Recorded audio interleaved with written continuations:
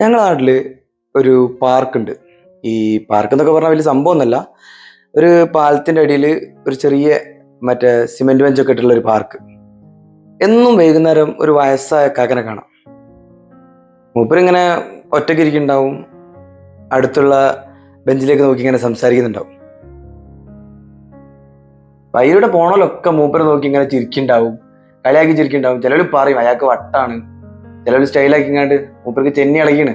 ഇവിടെ നമ്മളെ നാട്ടിലൊക്കെ ഉപയോഗിക്കുന്ന ഒരു വേടാ. പക്ഷേ മൂപ്പരുള്ളിൽ എന്തൊക്കെയോ ഉണ്ടായിരുന്നു. ഇങ്ങനെ ഇരുന്ന് സംസാരിക്കണേ കാണാന്നുള്ളതിലുപരി ആർക്കും മൂപ്പരെ പറ്റാത്ത അധികം വലിയ ഐഡിയ ഒന്നും ഇല്ല. കളിയാക്കുന്ന ഒരു കളിയാക്കട്ടെ എന്നായിരുന്നു മൂപ്പരെ ഭാവം. മൂപ്പരെ കഥകൾ ഇങ്ങനെ പറഞ്ഞുകൊണ്ടിരിക്കും, ആരോടാന്നറിയാതെ ഇങ്ങനെ സംസാരിച്ചുകൊണ്ടിരിക്കുക. ഒരു ദിവസം ഒരു കുട്ടി ഇയാളെ അപ്രോച്ച് ചെയ്തു, അടുത്ത് വന്നിരുന്നു.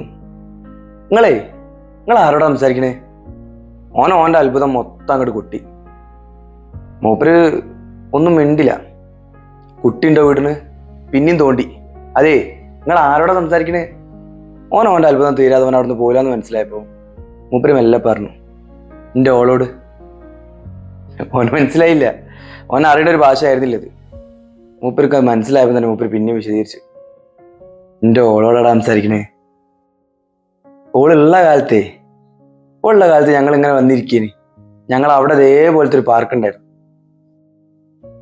സൂര്യാസ്തമയം കാണുന്ന മഗ്‌രിബ് കൊടുക്കുന്ന ബാങ്ക് വരെ ഞങ്ങൾ ഇങ്ങനെ സൂര്യനെ നോക്കിയിരിക്കും. ഞങ്ങൾ എല്ലാ ദിവസവും അത് തുടർന്നുകൊണ്ടിരുന്നിരുന്നു. പറഞ്ഞു തീരുമ്പോൾ മൂപ്പരെ കണ്ണ് അറിയാം. ഓളില്ല വെച്ചിട്ട് എനിക്കതൊന്നും മറക്കാൻ പറ്റില്ലല്ലോ എന്ന്. മൂപ്പരെ വർത്താനം എനിക്ക് ഒന്നാ മനസ്സിലായത്, ഈ പ്രണയം എന്ന് പറഞ്ഞ സാധനം ഉണ്ടല്ലോ, അത് എവിടെയും അവസാനിക്കുന്നില്ല. അതിങ്ങനെ പതിയെ സൈലന്റ് ആയിട്ട് നമ്മളടുത്ത് തന്നെ ഉണ്ടാവും, നമ്മളോട് ചുറ്റും ഉണ്ടാവും.